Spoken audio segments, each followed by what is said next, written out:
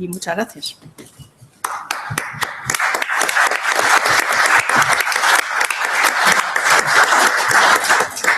Bueno, pues el abanico se ha abierto. Supongo que deberíamos dejar un minuto de reposo o dos y está abierto el debate. Para pasar del modo escucha al modo propositivo. Yo creo que el debate, salvo que pidáis aclaraciones a la mesa, los de la mesa nos integramos como uno más. Si queréis alguna aclaración sobre las intervenciones, pues entonces, por favor, indicadlo. También en la formulación de la pregunta, si hacéis el favor, os identificáis. ¿Sí? ¿Podrías levantarte? Fernando. No tenemos previsto micrófono por ahora. Yo creo que estamos en silencio. Sí, eso sí es verdad. Eso sí. Si te levantas y vienes, pues desde aquí, perfectamente. Hola. Bueno, yo soy Emilio Rivas Teleco, vengo mucho por aquí y me congratula ver el giro que ha tomado las concurrencias, porque yo ya estaba protestando de que vinieran las personas interesadas en sectores muy concretos que venían aquí a vendernos la moto. Aquí estamos entre ingenieros y eso es de agradecer.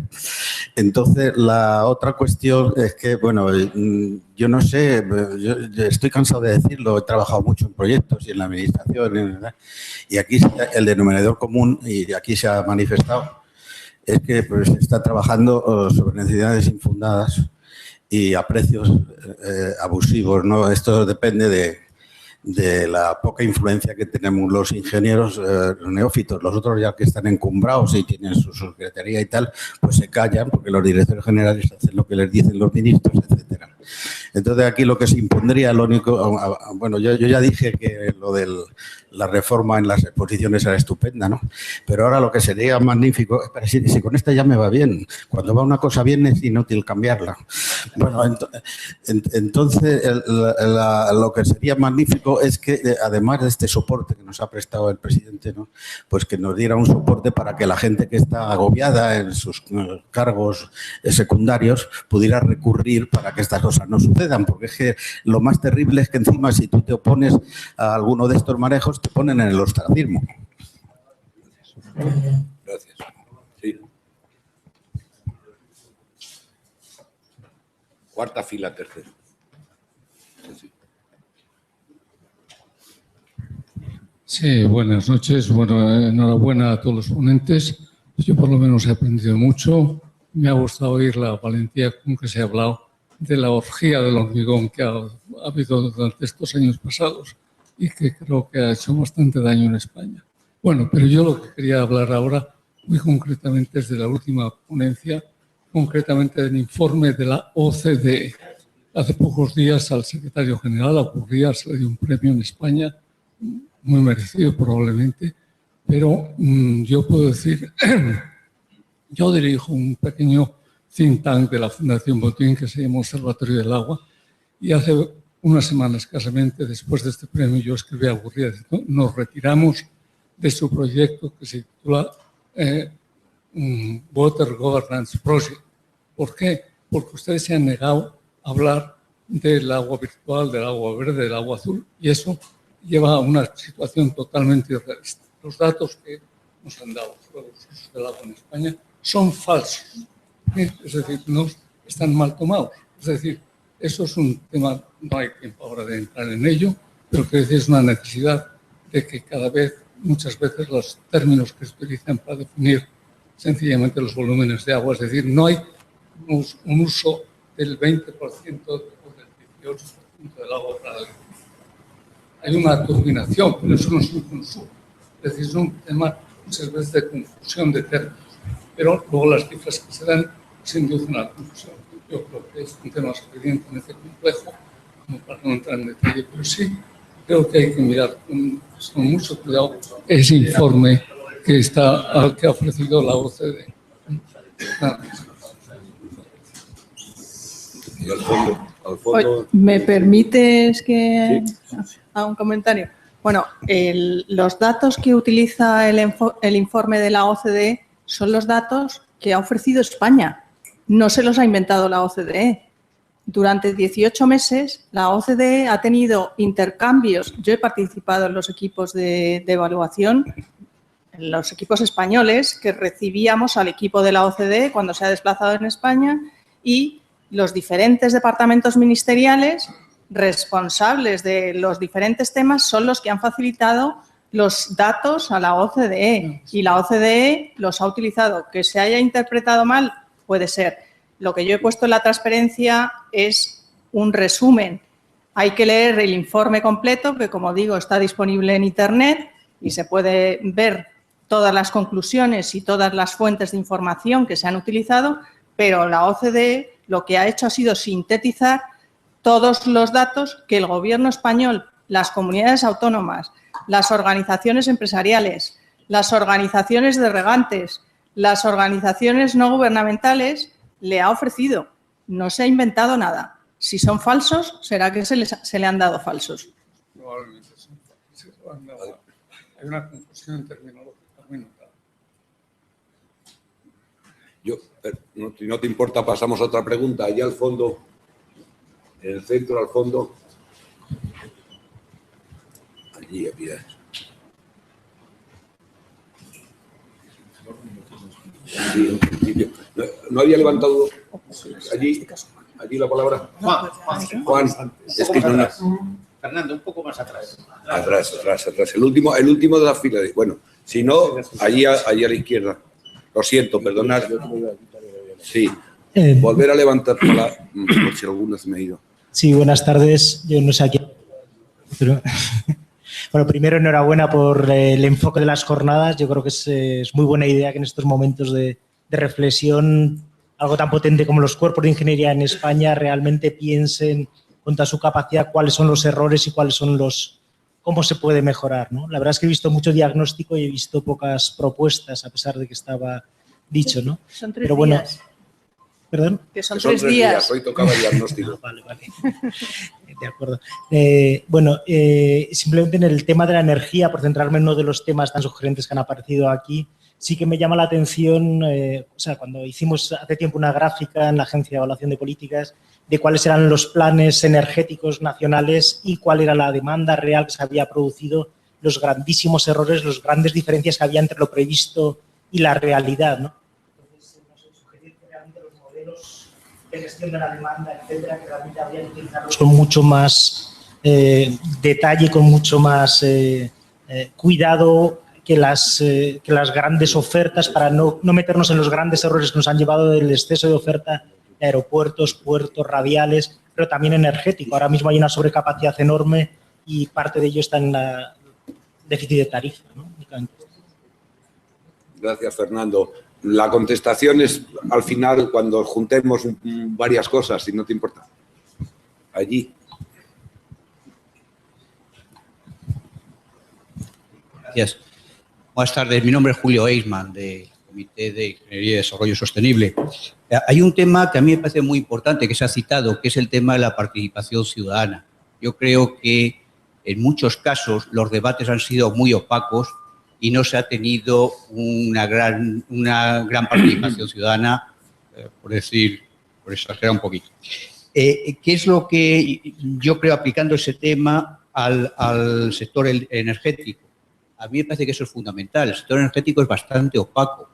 Se han tomado decisiones que afectan a la ciudadanía con muy poca participación y eso no se puede escamotear, esa toma de decisiones de la participación ciudadana. Yo creo que ahí tiene un gran papel el Instituto de Ingeniería de España y los ingenieros españoles. No es fácil, es difícil, pero yo creo que tiene un gran papel. Y un detalle simplemente que no quiero que pase sin citarlo. Como consecuencia de todo esto que hemos visto en el tema de energía, estamos en una situación que nunca se ha dado anteriormente, desde hace muchísimos años, que es el tema de pobreza energética. Una situación grave que no se sabe cómo se puede recuperar, donde cada uno mira al otro diciendo que es problema del otro. Yo creo que ese tema lo deberíamos de considerar también. Muchas gracias. Robert, ¿querías hablar? Ahí entonces, sí. Aquí. Ahí en el centro. Es que aquí, adelante, ahí.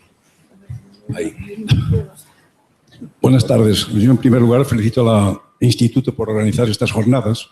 Mi nombre es Francisco Calpardo, presidente de la Asociación de Ingenieros Industriales de Madrid. Los felicito por hacer estas jornadas porque estamos reclamando desde hace mucho tiempo la voz de la ingeniería en general para que sirva como pauta para muchas de estas cosas. Bajando al tema concreto, yo estoy de acuerdo en que posiblemente se han hecho demasiadas infraestructuras. Ahora, si en este momento, no sé si hay aquí muchos responsables de empresas de ingeniería civil, sobre todo, y de construcción, hubiesen preguntado a ENAR, ¿más moratoria que la que hemos tenido desde el año 2009, que se han reducido más o menos casi al 10% las inversiones en infraestructuras en el Ministerio de Fomento? Creo que en este momento hay infraestructuras que están pidiendo a gritos que se las renueve, como muchas autopistas. Yo creo que ahí no habría que hacer ningún tipo de moratoria. Posiblemente en nuevas infraestructuras sí, y es posible que nos hayamos excedido en algunos tipos de infraestructuras. Pero también hay que tener en cuenta la gente que trabaja en eso, porque por otro lado estamos quejándonos de que estamos haciendo emigrar a nuestros ingenieros continuamente hacia afuera, lo cual tampoco está mal. Mejor es hacer emigrar a la ingeniería, que es la que está emigrando, mejor dicho, se está internacionalizando, que hacer que se vayan los ingenieros. Pero aquí también hay cosas que hacer y yo creo que en moratoria hemos tenido muchas ya. Gracias. ¿Tú querías hablar, Roque? Roque quería, creo que. Bueno, yo soy Roque Guistau, soy presidente de la Asociación de Ingenieros de Caminos y, digamos, de alguna manera, como antes ha dicho Ignacio Mariñas, pues hemos pedido al Instituto y al presidente que agradecemos que esté aquí, digamos, en estas jornadas. Porque nos parecía que era importante hacer unas jornadas de análisis de lo que hemos hecho, nos parecía importante, y nos parecía que fuesen transversales con incorporación de todas las ingenierías. Me parece que esto es un valor fundamental a que los ingenieros en general y los de caminos en particular no estamos demasiado acostumbrados a trabajar con otros equipos y parece que esto es fundamental. Por tanto, yo quiero poner en valor este hecho, ¿no? Y también que esto no es un centro de reclamaciones, ¿eh? Esto es un sitio para que hagamos propuestas. Yo creo que, lo digo porque al final dicen, no, pues que lo que se ha hecho con el informe, lo que se ha dejado de decir. Bueno, yo creo que es bueno que hagamos análisis, hagamos como, digamos, examen de conciencia, propósito de la enmienda, como se decía en los católicos, y esto nos toca. Entonces, es bueno eso, pero también es bueno poner en valor esto, querido Ignacio, no es el apocalipsis. Es decir, los que hemos leído algo de historia y sabíamos lo que pasaba en el siglo XVIII, y cuando leíamos pues, al señor Jovellanos o al señor Costa, pues ese país sí que estaba pobre de verdad, pobre de verdad, pobre de educación, pobre de todo. Este país tenemos algún segmento marginal, pero esto no es la pobreza absoluta. Por tanto, yo digo que no debemos flagelarnos más de la cuenta. Lo justo sí, pero más de la cuenta no. Primera reflexión que yo pediría al conjunto. Segundo, una vez que hagamos ese análisis, digamos, de lo que hemos hecho y seremos capaces de detectar pues, lo que hemos hecho mal, hay que ser capaz de enmendar. Como decía Einstein, pues no cambiaremos nada si empecemos lo mismo. Esto es un hecho evidente. Por tanto, la segunda parte es decir dónde estamos y qué hay que hacer de cara al futuro. Y para eso hay que ser capaz, digamos, de diagnosticar un poco cómo van las cosas. Y como bien decía, pues Javier Bustindui, la planificación no puede ser la clásica de la teoría de la raya, como yo iba a decir, no la tendencial. Estamos en otro momento con muchos más parámetros que influyen, digamos, en el futuro, que es siempre difícilmente previsible y mucho menos acertable. Por tanto, yo lo que sugiero es que a mí me gustaría que de estas jornadas sacásemos unas orientaciones que pudiésemos trasladar a los directores políticos y les digamos, señores, los ingenieros, pero no los de caminos, los ingenieros que aunque soportamos el hardware del país, el hardware de todo, el hardware de la energía, el hardware de la agricultura, de los bosques, seamos capaces de decirles, creemos que los políticos tienen que ir ustedes por aquí. Voy a acabar enseguida. Estos días se ha puesto en debate, tanto la prensa y en todos los lados, pues que hay que parar los armas. A mí me da vergüenza pensar. En todos los debates de televisión no he visto ni un solo técnico. Eso sí, muchos periodistas, muchos cantantes de óperas, pero no ningún ingeniero. Me gustaría estar ahí. Eso es lo que quería decir. Gracias, Roque. Juan.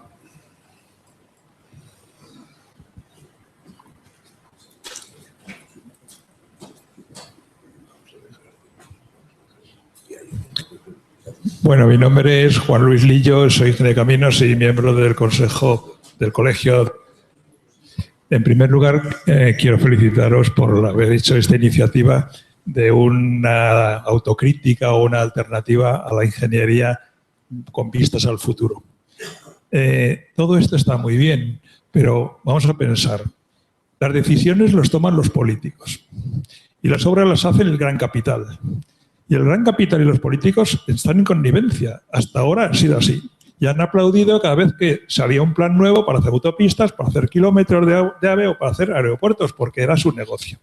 Y cuando se les acabó el negocio, se han ido al extranjero para seguir con el negocio. Y si salimos de la crisis, volveremos a lo mismo. Esa es la realidad. Y luego, los ingenieros que estamos en esta sala, que yo creo que somos los críticos del sistema, somos 50. No pasamos de 50. Entonces, tendríamos que buscar la manera de publicitar esto. Y a mí se me ocurre que los colegios profesionales son los que tienen la obligación de hacer autocrítica y no autocomplacencia cada vez que un político llega un ministro o llega alguien y le aplaudimos en el colegio y nadie levanta la voz para...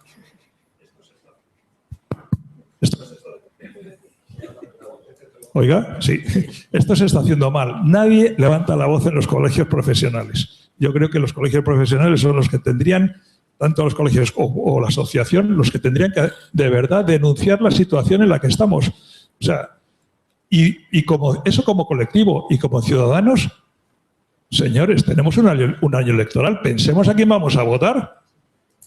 Pensemos cuáles son los planes que nos plantean y si votamos a los mismos tendremos lo mismo. Porque eso es así. Entonces, bueno, yo creo que es un momento de reflexión, pero es un momento de acción y es un momento de actuar. Yo, si pudiera, os hacía a todos miembros del gobierno, porque me ha gustado vuestra propuesta. Muchas gracias. Eso no es democrático.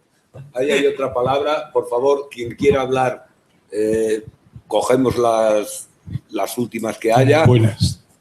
Vale, pues tenemos 2 palabras, 3 palabras. Después hacemos una respuesta rápida desde la mesa por alguna alusión y damos por concluido el debate, si os parece. Pues venga. Buenas tardes, soy Lucas Cancela, soy ingeniero aeronáutico y bueno, vengo por el instituto con bastante frecuencia. La pregunta mía es por qué tenemos muchas infraestructuras, hemos dicho que estamos sobredimensionados de infraestructuras, pero no somos capaces de bajar los precios. O sea, es increíble, estamos cerrando radiales, estamos cerrando aeropuertos, estamos cerrando AVEs, líneas de trenes y no somos capaces de decir, bueno, pues ya que la tengo, le voy a bajar para que fomente el número de pasajeros que tiene. Cada vez son más caros los AVEs, se quitan líneas, bueno, yo te puedo decir, no comparativos con los precios de vuelo. Por ejemplo, estoy yendo a Marsella con frecuencia y, bueno, no te quiero decir los precios, pero ir allí te cuesta 30 euros en avión y te cuesta 150 en AVE. Entonces, ¿por qué las infraestructuras que son deficitarias, que tienen poca utilización, como todas las centrales estas de ciclo combinado, que decimos que hay una sobreabundancia en 40%, no bajamos los precios? Tenemos la electricidad cada día más cara, pero ponemos más impuestos y más impuestos en vez de reducir los precios. Ya que lo tenemos, vamos a regalarlos si nos sobra. Bueno, era únicamente esto. Gracias. Muy bien. Ahí al fondo.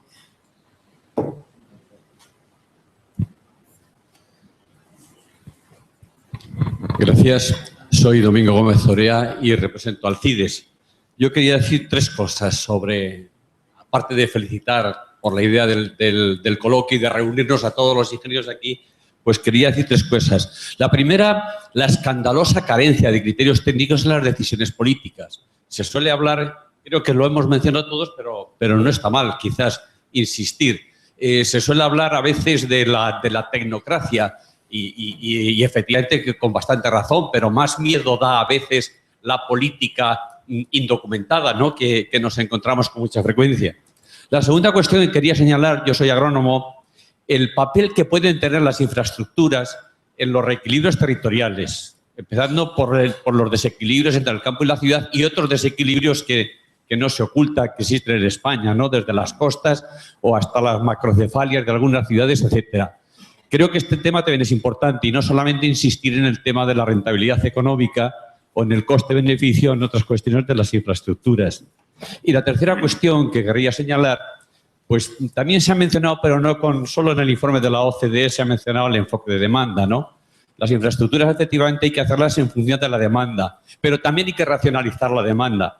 Y creo que el ingeniero también tiene que ver cuando planifica o cuando prevé un proyecto, pues pensar efectivamente en si esa demanda es necesaria y si esa demanda va a mejorar la calidad de vida de la población. Muchas veces tenemos consumos excesivos, yo creo que casi siempre en esta sociedad moderna. Yo creo que eso vale pues, para la energía, para el agua y desde luego también para la movilidad. Frecuentemente hay una movilidad que, aunque parezca que no tiene mucho que ver, por ejemplo, con el tema de la fiscalidad de la vivienda, sería quizás muchas veces muy conveniente para reducir la modalidad poder cambiar con cierta flexibilidad y sin que te cueste un ojo de la cara el poder cambiar el lugar de residencia. Estas tres cosas se quería decir. Muchas gracias. Aquí delante, por favor. Perdonadme que no me sé vuestros nombres y no tengo más que... Hola, buenas tardes a todos. En primer lugar, soy Revenga y soy el vocal de la comisión o el comité, entre otros el comité de infraestructuras. Gracias al Instituto por habernos invitado en primer lugar y gracias a la mesa por este magnífico debate que yo creo que estamos teniendo. Vamos a ver. Lo primero que debemos de pensar es que nuestro territorio no es un territorio en la que la población se va afincando a lo largo de todo él, sino que tenemos una serie de hábitat en que está muy concentrado. Las poblaciones son grandes, evidentemente, pero no tenemos una gran diversidad de poblaciones. Con lo cual, el ligar luego las infraestructuras, y me da lo mismo las de transporte terrestre que de transporte marítimo, o de transporte aéreo, es muy difícil y muy complicado. Eso en primer lugar, porque esa planificación se nos hace mucho más complicado que, por ejemplo, en Francia, en Bélgica o en Centro Europa. Le pasa un poco también a la zona de Italia. Somos un país periférico, en segundo lugar, no nos olvidemos. Con lo cual, como país periférico, esas infraestructuras también dependen de la cornisa que tenemos encima, que son los Pirineos, y los vecinos que tenemos. Hemos oído aquí, efectivamente, las dificultades, por ejemplo, que en energía se han tenido, precisamente sobre el tema eléctrico. Bueno, yo diría que en ferrocarriles está ocurriendo exactamente lo mismo. No hay forma humana de traspasar esa barrera, o por lo menos es muy complicado. Aquí se ha dicho también que el tema es de los políticos. Pues evidentemente, son los políticos los que mandan. No tenemos los técnicos nada que hacer, porque primero no nos escuchan. Y segundo, no nos atienden. O viceversa, me da exactamente lo mismo. Luego es complicado el que nosotros podamos planificar unas infraestructuras del transporte de una forma racional y regular. En segundo lugar, en cuanto a las grandes infraestructuras que se han hecho, hay que conservar las cosas que no se han hecho, ni las antiguas ni las modernas. Eso cuesta un dinero, luego se puede invertir. O racionalizar esa inversión sin tener que parar las inversiones, Roque, sin tenerlas que parar, sino que habría que amodelarlas o remodelarlas en el tiempo de forma y manera que vayan las dos de la manita. Lo que se hace, terminarlo, o lo que se está haciendo, terminarlo, una infraestructura que al cabo de 2 años, como yo he visto, por ejemplo, en alguna zona andaluza e incluso en alguna zona del Mediterráneo, que pasa 1 año o 2 años, es para tirarla. Porque no vale para nada, absolutamente para nada. Hay que volver a levantarla, sus terraplenes, hay que volver a ver qué pasa con sus taludes, etcétera, con su agua, etcétera, etcétera. Luego, entonces, yo creo que ese es un debate que todos los técnicos debemos de tener metidos en la cabeza y que debemos de intentar que los políticos nos atiendan. Pasa lo mismo con el medio ambiente. El medio ambiente... Hay mucha gente que dice, bueno, los técnicos no hacen caso, no han hecho caso nunca al medio ambiente. No es cierto. A lo mejor no hemos tenido esa capacidad para poder ser más fructíferos en el tema del medio ambiente. Pero sí lo estamos siendo ahora, creo yo, y todos tenemos la conciencia más o menos tranquila y más o menos en que las actuaciones medioambientales también se hacen y se corrigen. Lo que no podemos ser son fanáticos del medio ambiente, como no podemos ser fanáticos de las infraestructuras o fanáticos de cualquier otra cosa o otro sistema. Muchas gracias. Bueno, pues muchas gracias a la sala por sus buenos criterios que nos habéis transmitido. Vamos a dar la palabra a todos los de la mesa, por si quiere decir, no es obligatorio, pero si alguien quiere comentar alguna de las intervenciones desde la mesa, y luego después el presidente cierra la sesión. Empiezas tú, María Jesús. No, yo no quiero. No quieres decir nada. Sí, yo, si me permites, sí quería incidir y digamos, subrayar lo que decía Juan Luis Lillo respecto a la capacidad que deben tener esta casa, las asociaciones y los colegios de transmitir, digamos, la información, la comunicación y lo que hacemos. No somos capaces de llegar a la sociedad, no transmitimos, no estamos presentes en los grandes debates.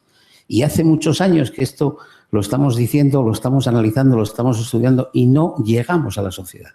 Nuestro trabajo, que es ímprobo y que es fundamental para una sociedad, por las infraestructuras, por el medio ambiente, por la energía, por tantas y tantas cosas, por la aeronáutica, no somos capaces de transmitirlo. Yo creo que es una reflexión importante que debemos de hacer y tenemos que tomarla en serio, porque lo que no está presente en los medios no existe, sencillamente no existe. Yo creo que tenemos que tomarlo en serio y tenemos que acudir, no sé, pues quizá a los profesionales de la información, para que nos lleven de la mano y seamos capaces de superar este déficit de información y de comunicación que tenemos.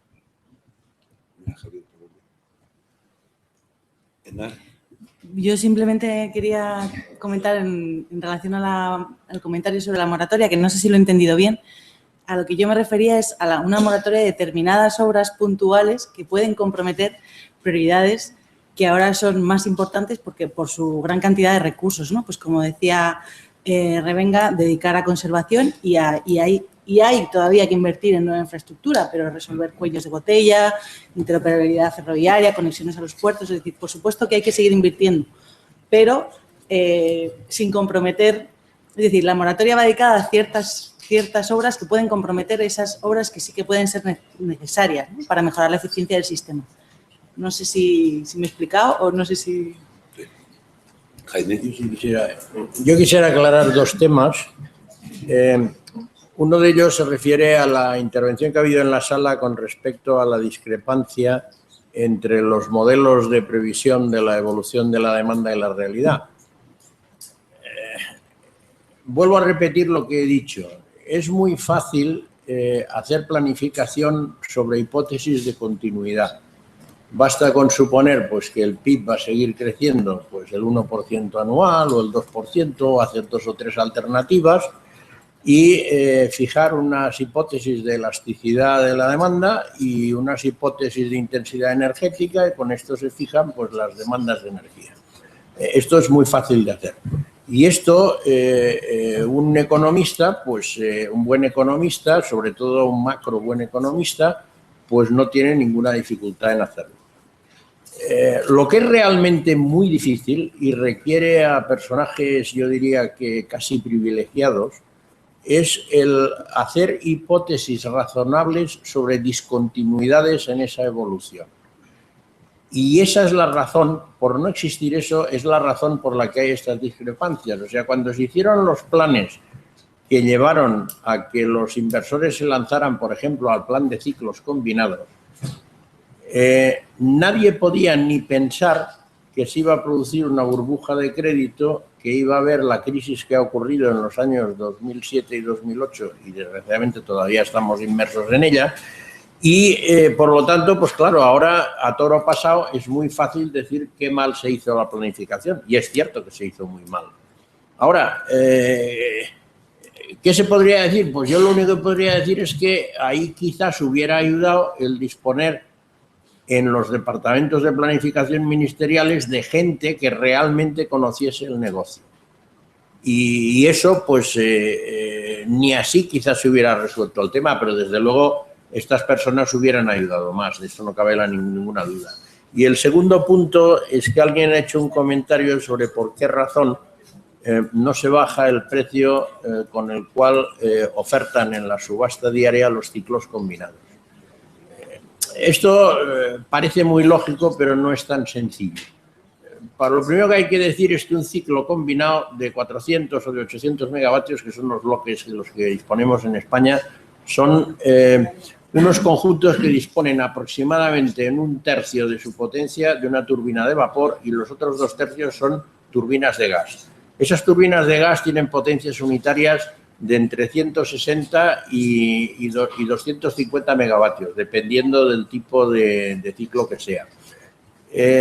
Para alguien que no haya visto esto, yo pondría el símil de una máquina que es como la mitad de esta sala y que es como un inmenso equipo de relojería. Es como una gran turbina de aviación adaptada al uso terrestre, con todas las complicaciones que eso conlleva.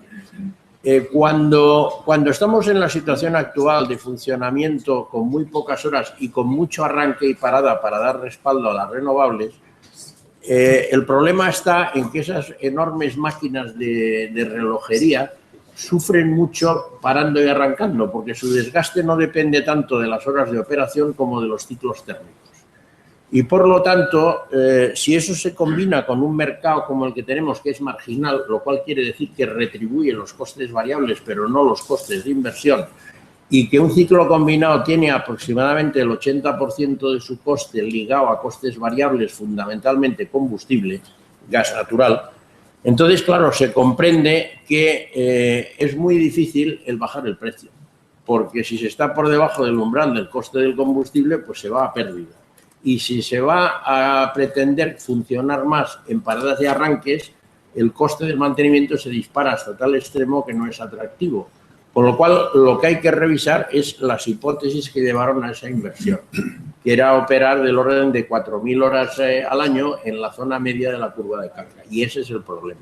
Entonces, nada más quería explicarlo, ¿no? Porque si no, parece que dice, porque estos tontos propietarios de los ciclos no bajan el precio. Pero es que no es tan sencillo. Y nada más. Bueno, yo quería también hacer dos comentarios. A lo mejor en mi intervención parece que he dibujado un país que no se corresponde con la realidad. Creo que no. Creo que he planteado el país que tenemos, que no es moco de pavo y que cualquier otra cosa es peor.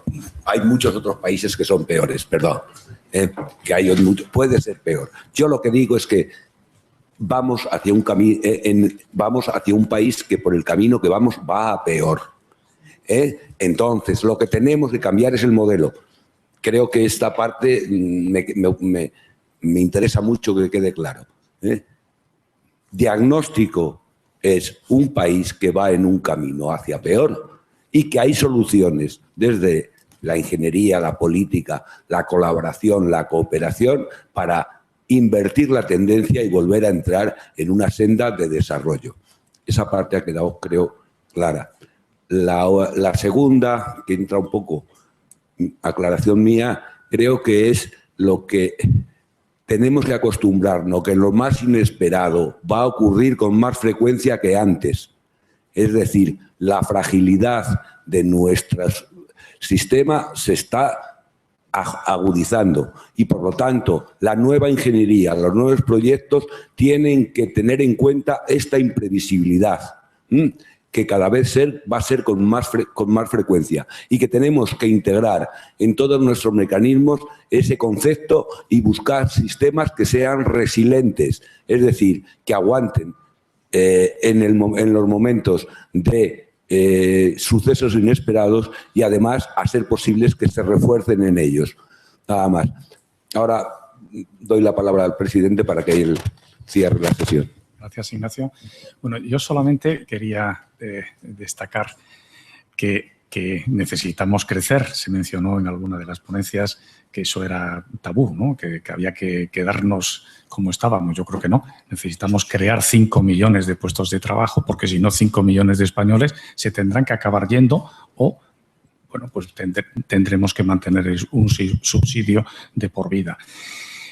Con ese crecimiento, evidentemente, muchas de las infraestructuras que están ahora a unos ritmos bajos, muy bajos, pues bueno, pues conseguiremos que esos tengan un mayor uso, y eso abaratará el coste, sin ninguna duda, de todo, ¿no? De todo. El mayor uso implica que al final el coste final de todo puede ser más barato. Evidentemente hay infraestructuras de todo tipo, se han mencionado algunas que realmente es muy difícil que acaben teniendo un uso, es verdad. Pero bueno, yo siempre pensamos en la España de hace 40 años, cuando necesitábamos de todo menos presas, y hemos hecho todo menos presas, pero ahora también vamos a necesitar más presas porque los acontecimientos meteorológicos nos van a asustar cada vez más. Muchas gracias y pasamos a tomar el vino y a discutir, que yo creo que tenemos mucha temática oculta que no hemos dicho en las preguntas.